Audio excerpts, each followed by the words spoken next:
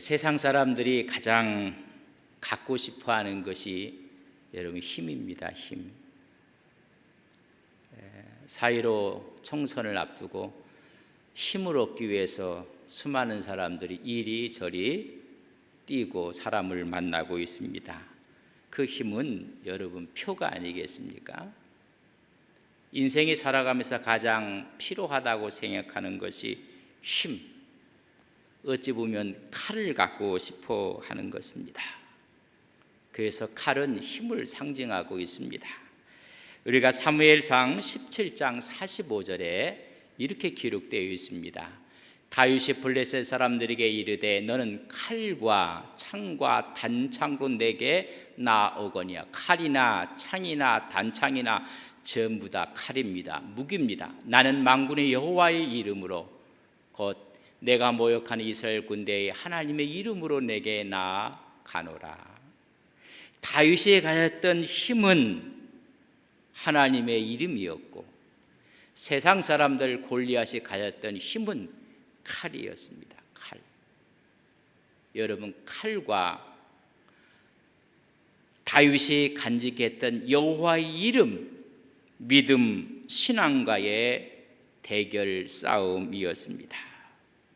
47절에는 다윗이 이렇게 이야기합니다. 또 여호와의 구원하심이 칼과 창에 있지 아니함을 이 무리에게 알게 하리라. 전쟁은 여호와께 속한 것인지 그가 너희를 우리 손에 넘기시리라. 구원하심이, 진정한 힘이 칼이 아니라는 것입니다. 창에 있지 아니한 것을 알게 하리라 말씀해 주고 있습니다. 여러분, 진정한 힘이 무엇입니까? 많은 분이 칼이라고 생각을 하고 있습니다. 그러나 칼이 아닌 것을 우리는 깨달아야 됩니다. 레위기 26장 6절에 보면 이렇게 기록해 놓고 있습니다. 내가 그 땅에 평화를 줄 것인즉 너희가 누울 때 너희를 두렵게 할 자가 없을 것이며 내가 사나운 짐승을 그 땅에서 제하할 것이요 칼이 너희의 땅에 두루 행하지 아니할 것이며. 칼이 아니라 진정한 것은 평화라는 것을 우리에게 말씀해 주고 있는 것입니다. 너희 땅에 내가 평화를 줄 것이니라. 그 평화는 너희를 두렵게 할 자가 없는 상태가 평화고 사나운 짐승을 그 땅에서 다 제거해 버릴 것이다 라고 했습니다. 사나운 자들, 두려움을 생산하는 자들, 공포를 조성하는 자들, 또한 어지럽게 하는 자들을 다 제어 버릴 것이라고 말씀했습니다. 그 제어 버린다는 이야기를 하면서 그들의 특징은 칼을 갖고 있다는 것입니다. 그래서 칼이 너희 땅에 두루 행하지 아니할 것이니라. 진정한 힘은 칼이 아닌 것을 말씀해 주고 있습니다.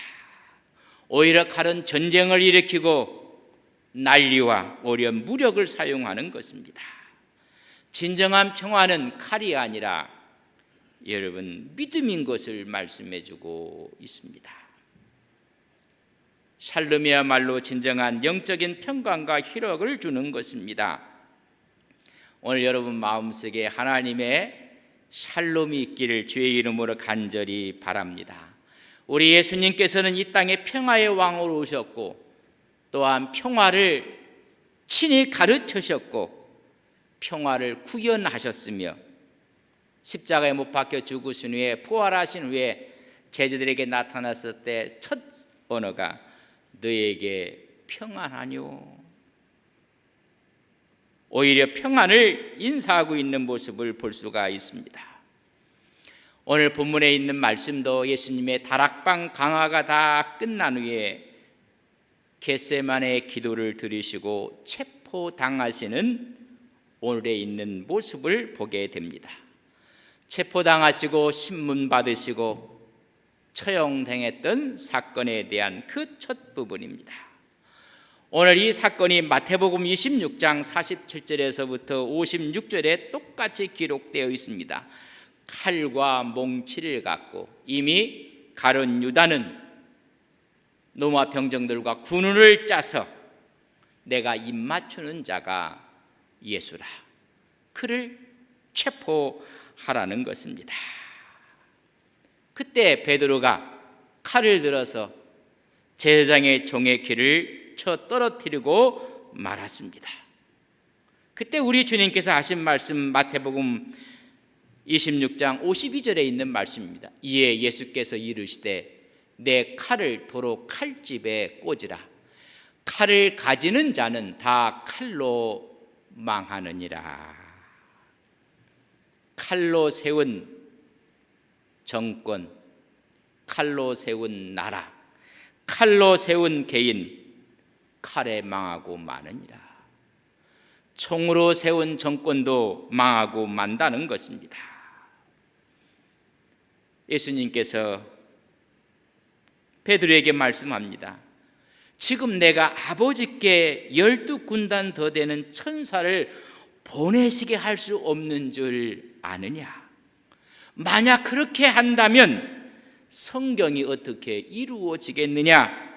어찌 선지자의 말이 이루어질 수가 있겠느냐? 그리고 칼을 칼집에 꽂으라고 말씀하신 것입니다. 마가복음 14장 43절 이에도 검과 몽치를 갖고 이미 군우를 짜서 내가 입맞추는 자가 예수라, 그를 잡으라. 그때 우리 주님께서 이는 성경을 이루려 하심이라. 누가복음 22장 47절 이해에 보면 우리 주님께서 가룟 유대에게 내가 입맞춤으로 나를 파느냐? 그때 베드로가 또 칼을 휘둘렀습니다. 제사장인 말구의 길을 고쳐주면서 하시는 말이 이것까지 참으라 라고 말씀합니다. 오늘 요한복음 18장 1절 이에도 똑같은 말씀입니다. 똑같은 말씀이 기록되어 있습니다. 사복음서에 다 나오고 있습니다. 얼마나 중요했으면 사복음서에 통일하게 기록되어 있습니다. 오늘 1절에 보면 이렇게 기록되어 있습니다. 이 말씀을 하시고는, 이 말씀이 무엇입니까? 13장, 14장, 15장, 16장, 17장에 있는 다락방 강야를 다 말씀을 하시고 제자들과 함께 기드론 시내 건너편으로 가시니라. 그것 동산이 있는데 제자들과 함께 들어가셔서 여러분 기도하시는 모습을 볼 수가 있습니다. 이미 가룟 유다는 은 30에 자기 양심을 팔아 넘겼습니다. 예수를 판 사람이 가룟 유다입니다. 근데 이 가룟 유다가 마지막 제자들과 함께 만찬석장에서 나가고 말았습니다. 왜 나갔을까요? 예수가 어디 있는지를 알려주려고 나갔습니다. 여러분 2절에 보면 이렇게 기록되어 있습니다. 그곳은 가끔 예수께서 제자들과 모이는 곳이므로 예수를 파는 유다도 그곳을 알더라. 피하고 싶었으면 우리 주님은 그곳으로 안 가셨을 것입니다. 가룟 유다는 분명히 예수님은 이곳으로 올 것이라고 알고 있었습니다. 또 그 장소를 훤히 알고 있었습니다. 이미 배신한 배신한 가룟 유다의 마음을 깨뜨려 보셨던 주님은 피신하지 않았습니다. 그곳에 가룟 유다가 이미 알고 있었던 곳이었고 유다 병정들에게 고발해서 잡으러 올 것인 장소를 알았습니다. 그러나 우리 주님은 기도하시러 가십니다. 마지막 준비를 하기 위해서 그곳에 가신 것입니다.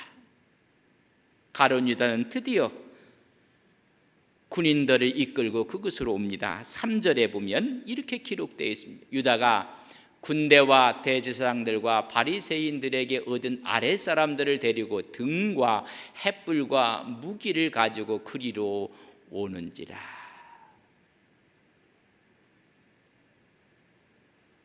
우리 주님께서는 그곳으로 기도하러 가셨고, 이미 가론 유다는 그곳으로 오실 줄을 알고 군대를 동원합니다. 이 군대는 스페이라라는 단어를 썼는데 통상 600명 정도의 규모를 이야기하는 것입니다.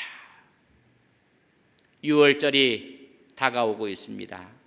소요가 일어난다는 사실에 대한 정보를 갖고 수비대를 증강한 것입니다. 그 중에 최고의 인물이 나사렛 예수였습니다. 그 병력이 많았다는 것입니다. 그렇다면 600명까지 다 왔을까? 여러분 12절에 보면 천부장이 옵니다. 휘하에 1000명을 거느리는 천부장이 온다는 것을 보면 상당한 군인들이 왔습니다. 두 번째는 제사장과 바리새인들이 보낸 아랫사람 하숙들이 왔습니다. 성전을 지키는 사람, 산헤드린 공의의 치안을 유지하는 사람들이 잡으러 온 것입니다. 누가복음 22장 52절에는 이렇게까지 기록을 해놓고 있습니다. 예수께서 그 잡으러 온 대제사장들과 성전의 경비대장들과 장로들에게 이르시되, 그때 온 사람 하숙들만 온 것이 아니라 대제사장들이 왔습니다. 경비대장들이 왔습니다. 여러분, 장로들과 함께 왔다고 누가복음은 말씀해 주고 있습니다. 그들은 횃불을 들고 새벽 미명에 희미하기 때문에 예수의 얼굴을 알아보기 위해서 그들은 횃불을 들었습니다. 그리고 무기로 무장을 했습니다. 검과 뭉치를 가졌습니다. 평화의 왕으로 오신 예수님을 체포하기 위해서 그들이 갖고 있었던 무기들을 보시면 강도나 폭력배를 대하는 것처럼 찾아왔다는 것입니다. 우리 주님께 치욕적인 모습입니다. 이 땅에 오셔서 평화를 위해 오신 그분을 검거하기 위해서 그들이 가진 무기들은 강도를 잡는 것처럼, 폭력배를 대하는 것처럼 그들은 다가오고 있었습니다. 우리 주님에 대한 치욕적인 모습을 보여주고 있습니다. 바로 이것이 인류 구원 사역의 성취를 위한 고난의 찬이었습니다. 우리 주님은 거부하지 않고 회피하지 않고 그것을 온몸으로 받아들였습니다. 잡히실 곳을 알면서도 자진하여 그 장소로 가신 것입니다. 왜냐하면 유다가 알고 있었던 그 장소였기 때문에 그렇습니다. 4절에 보면 너희들이 누구를 찾느냐라고 묻습니다. 나세란 예수라. 5절에 보면 내가 크니라. 우리 주님께서는 거부하지도 회피하지도 않았습니다. 대적자들의 모습 앞에 자기의 신분을 다 내가 예수니라. 여러분 8절에 보면 이렇게 기록했습니다. 제자들을 놓아달라. 너희들이 잡으러 온 것은 나다. 나를 따르는 제자들은 놓아달라고 요청을 하고 있습니다. 마지막 순간까지 제자들을 사랑하는 모습을 볼 수가 있습니다. 이때 베드로가 품에서 칼을 꺼냈습니다. 그리고 칼로 제사장의 종 말구의 오른편 귀를 내려치고 말았습니다. 어떤 분은 오른쪽 귀였기 때문에 베드로는 왼손잡이였을 것이다. 앞에 있는 사람이 오른쪽을 치려면 왼손으로 내려쳐야 되거든요. 하여튼 말구의 귀를 자르고 버리고 말았습니다. 그때 우리 주님께서는 베드로를 책망하십니다. 11절에 이렇게 기록해 놓고 있습니다. 예수께서 베드로더러 이르시되 칼을 칼집에 꽂으라. 아버지께서 주신 잔을 내가 마시지 아니하겠느냐 하시니라. 잘 11절 말씀을 보십시오. 칼은 칼집에 꽂으라. 아버지께 주신 잔을 내가 들겠노라. 칼인가 잔인가? 칼은 칼집에 꽂아야 되는 것입니다. 세상 사람들은 이 세상의 평화를, 이 세상의 구원을 위해서 칼을 가지려고 합니다. 그러나 칼로 이루어지는 것이 아닙니다. 칼을 든 베드로는 예수님께서 체포되어 가셨을 때 그것 현장에 따라가서 보기 좋게 예수님을 부인하고 맙니다. 27절 이하로 27절에 그렇게 기록. 이에 베드로가 또 부인하니 곧 닭이 울더라. 칼을 든 사람은 언제 부인할지 알 수 없습니다. 자기의 힘을 의지하는 사람은 예수님을 부인할 수밖에 없는 것입니다. 신앙인은 칼을 든 사람이 아닙니다. 예수를 믿는 사람은 칼을 든 사람이 아니라는 것입니다. 오히려 칼을 칼집에 꽂은 사람입니다. 아버지께 주신 잔을 든 사람이 신앙의 사람입니다. 칼입니까? 잔입니까? 예수의 고난의 잔을 들고 있는 사람을 말씀하고 있습니다. 우리 주님은 인류의 구원을 위해서 고난의 잔을 드신 분입니다. 이 고난이야말로 하나님의 뜻을 이루는 것이며 성경의 의미를 실천하는 것이며 구속을 완성하는 것이며 선지자의 말을 성취하는 것입니다. 고난의 잔이야말로 하나님의 나라를 여는 것이라고 말씀해 주고 있습니다. 세상은 칼을 들려고 합니다. 구원과는 거리가 멀습니다. 평화하고도 거리가 멉니다. 주님이 받으신 잔을 드려야 하나님의 나라가 도래하는 것입니다. 구원의 나라가 오는 것입니다. 거기에 평화가 깃드는 것입니다. 우리 온 성도님들은 고난의 잔에 참여함으로 하나님 나라를 이루시는 온 성도님들이 되시기를 주의 이름으로 간절히 바랍니다. 여러분 한번 깊게 생각해 보십시오. 예수님은 고난 받을 필요가 없었던 분이십니다. 그러나 인류의 구원을 위해서 고난의 잔을 드셨습니다. 이 고난의 잔을 주님께서 드심으로 말미암아 우리는 그 대신 주님의 고난 받으심으로 말미암아 우리는 구원을 얻었습니다. 이제 그렇다면 우리는 더 이상 고난 받을 필요가 없다고 생각하는 사람들이 있습니다. 잘못 생각한 것입니다. 예수님은 나 때문에 고난 받으셨습니다. 이제 주님의 고난에 우리가 참여할 때입니다. 우리 주님 말씀하십니다. 진정한 제자도가 무엇인가? 내 십자가를 지고 나를 따르라고 하십니다. 누가복음 14장 27절에 누구든지 자기 십자가를 지고 나를 따르지 않는 자는 능히 내 제자가 되지 못하리라.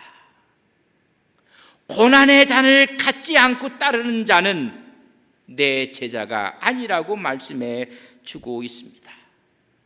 다시 말하면 칼은 칼집에 꽂고 주님의 고난의 잔을 들고 따르라고 말씀해 주고 있습니다.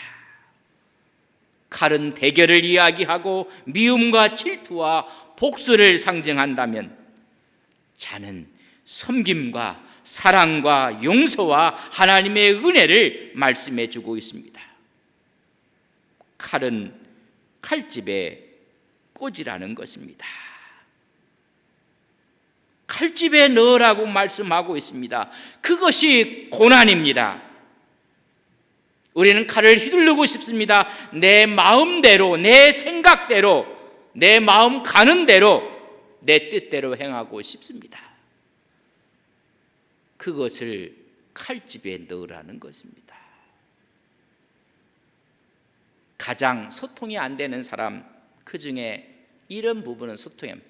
내 입 갖고 왜 내가 내 말하는데 왜 그리 하느냐, 이런 사람하고는 여러분 대화가 안 됩니다.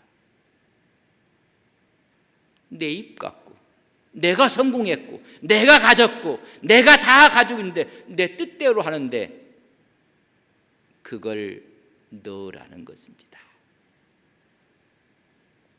오늘 성공한 사람들, 하나님의 뜻보다는 전부 다 자기의 뜻입니다. 자기의 생각입니다. 평화가 깨집니다. 칼을 칼집에 꽂으라는 것은 내 자신을 죽이라는 것입니다. 내 마음대로 하려고 하는 것을 내려놓으라는 것입니다. 대부분의 사람들이 이런 생각을 갖고 있습니다. 우리가 믿음으로 살고 기도하고 정직하게 살고 하나님의 뜻대로 살면 보상이 있을 거야, 축복이 있을 거야. 여러분, 아닙니다.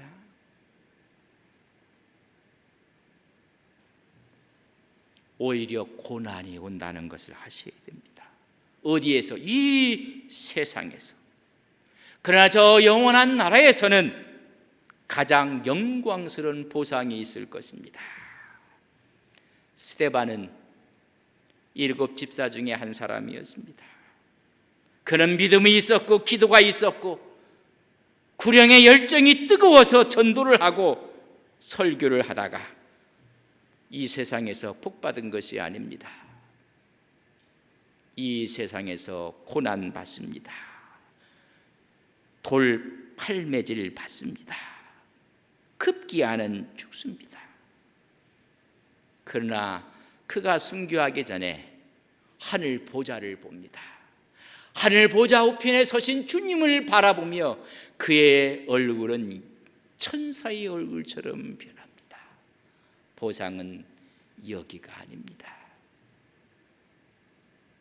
저 하늘의 영광을 바라보는 것입니다. 세상 사람들은 죽지 않으려고 칼을 가지려고 합니다. 더 강한 칼을 가지려고 합니다. 힘도 더 강한 힘, 능력도 더 강한 능력, 영광도 더 강한 것, 명예와 성공도 더 강한 것. 그러나 이 모든 것은 주님께 가는 길이 아닌 것을 아셔야 합니다. 많은 사람들이 이 세상을 살고 마지막 생애를 마칠 때 죽음 앞에 필요한 것은 칼이 아닙니다. 고난의 잔이었다는 것을 깨달아야 합니다. 오직 예수님, 그 믿음이라는 것을 아셔야 합니다. 예수를 믿으면서도 많은 사람들은 칼을 얻지 못해서 아파하고 힘들어합니다. 성공하지 못해서, 힘을 갖지 못해서 착각입니다. 잘못된 생각입니다. 죄를 짓는 것입니다. 예수 믿는 사람들은 고난의 잔을 받는 것입니다. 세상의 칼을 내려놓을 때 비로소 고난의 잔이 우리 곁에 다가올 것이며 비로소 하나님의 자녀가 되는 것입니다. 나를 죽이는 것이요, 두 번째는 칼을 칼집에 꼬아 넣으라는 것은 칼을 사용하지 말라는 것입니다. 그러나 어떤 사람들은 칼을 사용하는 것입니다. 교회에서도 무슨 장이 되고 지도자가 되고 중직이 되고 장로가 되고 힘이 주어진다고 해서 그걸 힘을 과시하면 안 된다는 것입니다. 칼을 휘두르지 말라는 것입니다. 주님을 위한 것이 아닙니다. 주어진 힘까지 칼까지 내려놓고 사용하지 말라는 것입니다. 오히려 나를 위해 일하시는 주님을 나타내는 것입니다. 바울은 자랑할 것이 너무 많은 사람입니다. 그런데 예수님을 알게 되었습니다.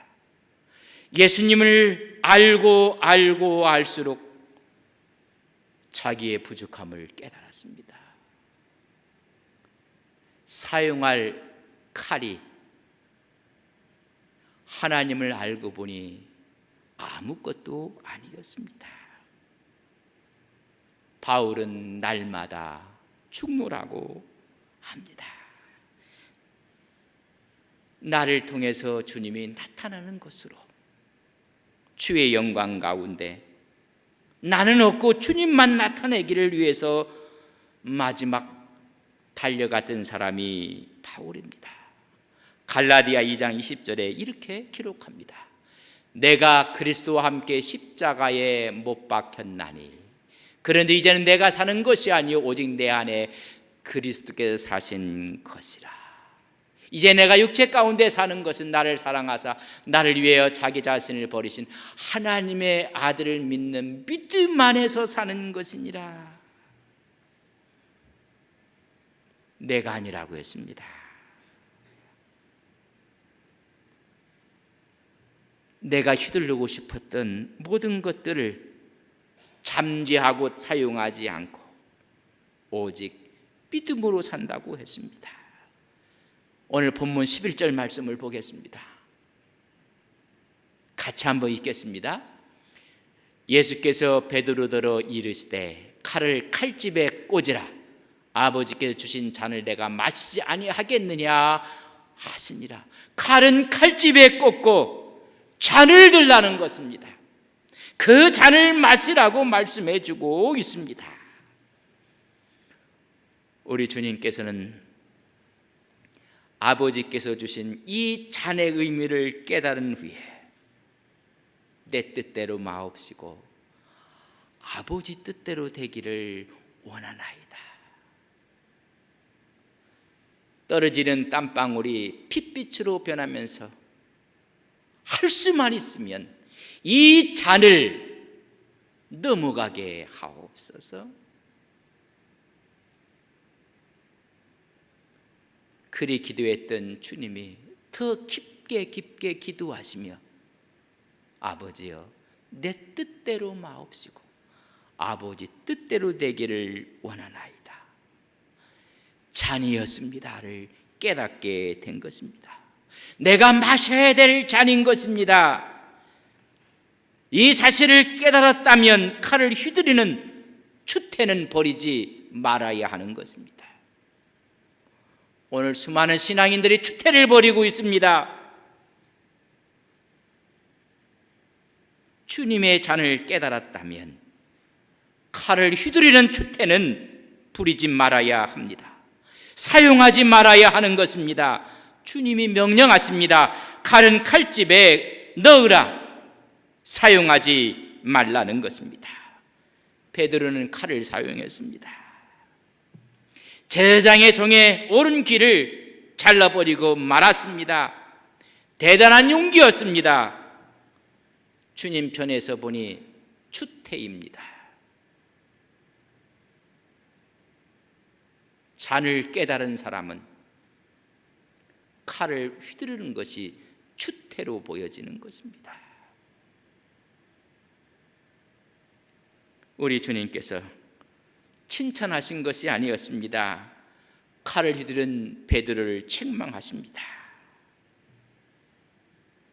칼을 칼집에 꽂으라고 말합니다. 마태복음에는 칼을 든 자는 칼로 망하느니라. 칼을 들어 사용하는 것은 하나님 나라에 위해서 아무 쓸모없는 일이니라. 하나님의 영광을 가리는 것이고 하나님의 나라를 무너뜨리는 것입니다. 오히려 하나님 나라에 방해가 되고 하나님 나라에 잘못된 것을 퍼뜨리고 마는 것입니다. 칼이 아니라 잔이라는 것입니다. 우리 모든 사람들은 나름대로 자기의 목적이 있고 자기의 계획을 다 갖고 있습니다. 이것을 이루기 위해서 모두가 칼을 들고 칼을 사용합니다. 바로 시몬 베드로가 사용했던 그 칼, 그 힘입니다. 무언가 이룰 수 있다고 생각하고 뭔가 주님을 위해서 할 수 있다고 생각했던 것이 어리석은 생각이란 것입니다.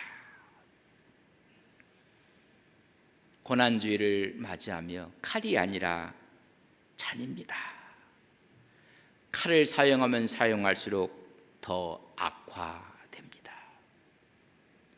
잔을 드는 순간 진정한 평화가 찾아오는 것입니다. 주님의 고난을 마음에 아로새기며 동참하시는 어려운 성도님들이 되시기를 주의 이름으로 간절히 바랍니다. 거기에 승리가 있고 천국과 영생의 삶이 있는 것입니다. 결코 칼은 구원의 방편이 될 수가 없습니다. 성도들은 믿음의 잔을 들고 고난의 잔을 들고 사는 것입니다. 오늘은 고난주일입니다. 종려주일이라고 합니다. 여러분, 칼입니까? 잔입니까? 칼은 아직까지 대결구도요, 미움이요, 질투요, 복수입니다. 잔은 섬김이요, 사랑이요, 순종이요, 기도요, 인내요, 겸손의 잔을 드시는 온 성도님들이 되시기를 바랍니다. 코로나19로 인해서 전 세계가 예민해졌습니다. 감정의 칼을 빼어드는 순간 더 상황은 어려워지고 있습니다. 칼을 끄는 것이 아니라 고난의 잔을 갖고 함께 고난에 참여하는 것입니다. 전 세계가 우리나라를 칭찬하고 있습니다. 배우려고 합니다. 모범적인 사례로 모범국가가 되고 있습니다. 근데 드는 것이 칼이라면 잘못된 생각입니다. 여야를 구분하지 않고 온 나라가 고난의 잔을 함께 들면서 함께 이겨나가야 하는 것입니다. 4.15 총선이 얼마 남지 않았습니다. 모두가 감정의 칼을 뽑아들고 있다면 불필요한 소모전일 뿐인 것입니다. 칼은 칼집에 집어넣고 이 나라를 섬길 지도자들을 우리는 선택해야 하는 것입니다. 칼로 이루어지는 세상은 착각입니다. 고난의 잔으로 이루어지는 하나님의 나라의 일꾼들이 되시기를 주님의 이름으로 간절히 축복합니다.